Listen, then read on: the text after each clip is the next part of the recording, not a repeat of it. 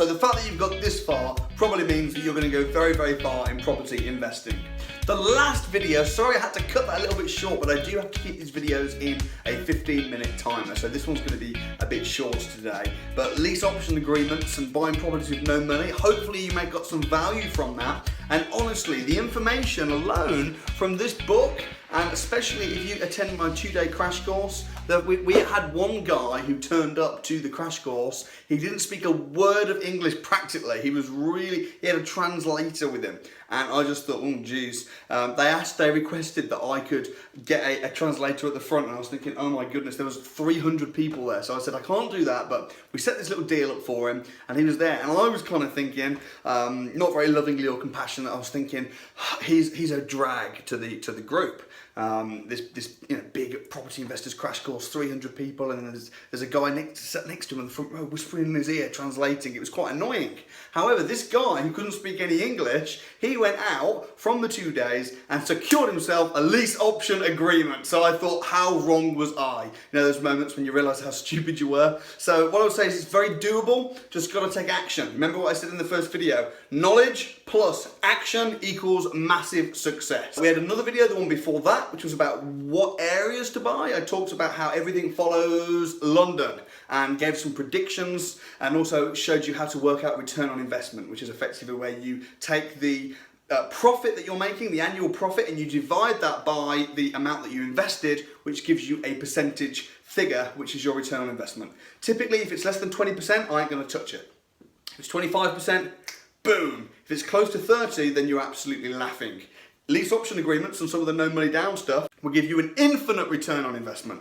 I mean, just think about it. Imagine that you found a deal, you needed £20,000 to buy it, and it was going to give you a 20% return on investment. But you haven't got the money. So you borrow £20,000 from a bank or from a friend, and you pay them 10% interest. They're making 10%, you're making 10%. But they're making 10% of their money spent, you're making 10% of nothing you spent. And you're the one with the house. So that, I mean, anyway, there's so many ways to buy property with no money, but I really like lease option agreements. But we do have the 4 ways, Z-E-R-O, which you'll understand on the crash course we'll go through. And then the first video was just about mindset, the 7 lies. Again, I talk about that in the book, which is an Amazon bestseller, by the way. Again, thank you if you've reviewed it already. I've noticed I've had quite a lot of reviews in the last few days, so thank you ever so much if you've done that. If you haven't, please go down and do it. I read and appreciate every single one. This video, I want to give you a few golden nuggets and 1, 2, 3, 4, 5, 6 ways you can source them to then go ahead and buy them. The first way is what you need to do if you're serious, if you want to find properties and you want to attract below market value deals and really high cash flowing properties, you need to do this. You need to tell the world. You need to tell everybody that you're a serious property investor and that you are actively looking for properties. Do videos, change your Facebook, your profession to property investor. If you're currently a solicitor, great. On your LinkedIn, on your Facebook, it should say solicitor and property investor. Tell the world. In Ezekiel, in the Bible, it says, write down the vision, make it plain so that all the world can see. Because when you start speaking something out into existence and saying, this is what I'm going to buy, this is what I'm looking for, suddenly the deals will start coming to you. So tell the world, don't be a closet secret property investor. Let the world know what you're looking for, and you've got to decide as well what you're looking for. You've got to figure out, what are your living expenses? Get that figure in your brain and then set out to earn that figure in passive income. Work out a game plan of how many properties you need to get financially free. This is something that we go through on the crash course. We get a game plan for you. And then get out there and start telling people what it is that you're looking for. So tell the world. Next, number 2, networking. Effective networking can and will replace expensive advertising.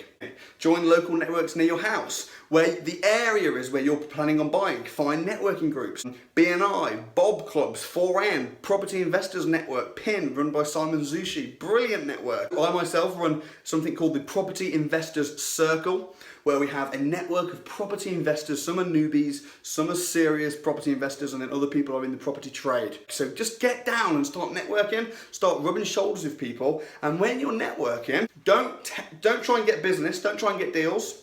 When you go networking, try and help other people, because if you help enough people get what they want, you'll get what you want.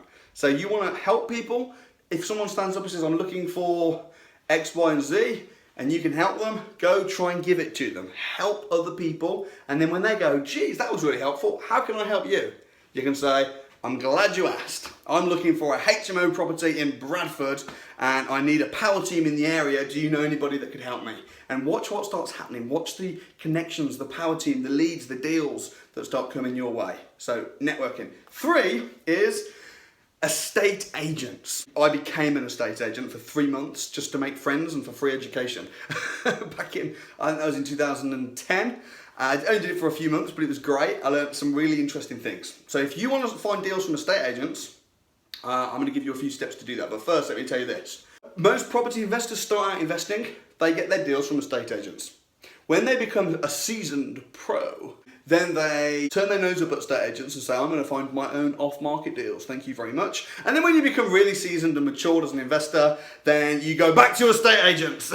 Because the bottom line is this. Estate agents do have the best deals. Why? Well, because there are hundreds of thousands of properties on estate agents' books right now, and as long as you are in their little black hot book and they know that you're a serious investor, then they'll give them you before they even go on Rightmove. If there's something that they think that could be a good HMO, or that could be a really good cash cow, and they understand you, then you will begin to get in the best deals. Some of them will be off market, some of them will be on market, but the bottom line is there are very good deals on with estate agents. So here are some tips. 1. Remember that estate agents are not property experts. They're salespeople that happen to sell property. Really, really important. So don't be intimidated by estate agents at all. 2, they'll often try and sell their services to you, i.e., will you use our mortgage advisor and will you use our solicitor? Do not turn your nose up at the estate agent's offer and say, oh, no, thank you, I'm a professional investor and I have my own team. Don't do that. Why? Because they'll just think that you are stuck up and they won't give you the deals. Best thing to do is this. Say to the estate agent, you know what, I actually do have my own team that deal with my mortgage and all my solicitors, but I'll be very happy to come in and meet your team and have a cup of coffee. That's what you need to say. If they say, yeah, come on in, go on in, meet them, have a cup of coffee, build some rapport. Don't have lots and lots of mortgage checks on you because it can affect your credit. But if you have to go and get checked out and financially qualified once or twice over a span of a year, that's fine. So go on in. And then step number 3 is don't put in stupidly cheeky offers to estate agents. If you just say 20% BMV on this, and just offer 20% below the asking price on everything you see, you're gonna lose friends and not influence people. So don't do that. Instead, tell the estate agent what you're looking for and be professional about what you're doing, and find motivated sellers that want to sell their property at 20% below market value, and then you can work with them rather than just go machine gun approach. It's irrelevant what the house is on the market for. The bottom line is what's it worth. So sometimes investors, they just put 20% below market value on everything they see, and then finally they come across someone who's got the house on for 100, but it's only worth 80,000. And you go, I'll offer 80, and they say, all right then. And you think you've got a fantastic deal, but really it's only worth 80 anyway. So just be honest, do your due diligence, be upfront, and build relationships with the estate agents. So that's a really good way to get deals. I get a lot of deals through estate agents. In fact, I've got such a good relationship with estate agents, probably shouldn't really say this, but they sometimes will get a property before it's even on the market. As soon as they get the keys, they'll swing by my barn or my office mansion where we live at the Hilton Hall, and they'll just say, here are the keys, go and have a look, tell me what you think. They won't even go there because we've got that kind of a relationship. So that's what you're really heading for.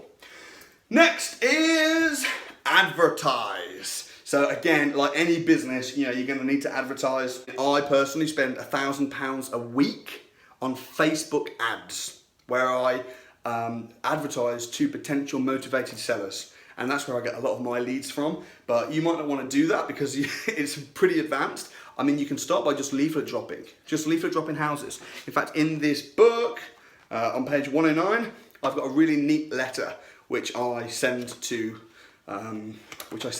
people selling their property, and I drop an envelope through the door or post it out to them, and I've got the template inside this book. So if you can rip that off, no problem. Another way is auctions. Auctions can be fantastic. The only problem is with auctions, if you don't know what you're doing, you can get really burnt. So I'd say unless you've been trained professionally by someone that knows what they're doing in auctions, probably best to steer clear of auctions. And then the last way is to buy properties off a sourcer, someone who has found the deal for you. That's a really neat way because it can save you a lot of time. It means you've not got to advertise, you've not got to go networking, you've not got to do any of those things. I do that. I buy properties from sourcers. I even source properties myself because it's really annoying when you're waiting for a bus and nothing comes, and then after a couple of hours, 3 come at once. That's exactly what happens in the property world. I'm always searching, always advertising for properties. I might suddenly get 10 in a go and I can't take them all on. So I will regularly pass properties on to my contacts.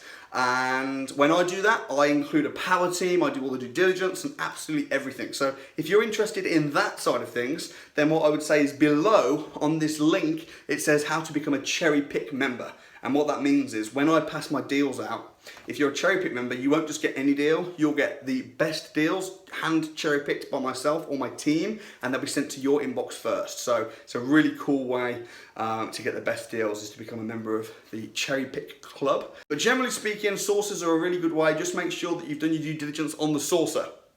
So when you're buying off a sourcer, you need to do due diligence on the sourcer. Have they got a good track record? Have they? So I'd probably suggest buying one small one to start with, and then seeing how it goes, doing the figures, and then if it works out, then you can go hardcore with the sourcer. Tell the world, do videos, go networking. When you go networking, don't go to get, go to give, and then you'll end up reaping what you sow. Make friends with estate agents and remember that they are on your side because they want to sell houses. You just need to be honest with them and build a relationship with them.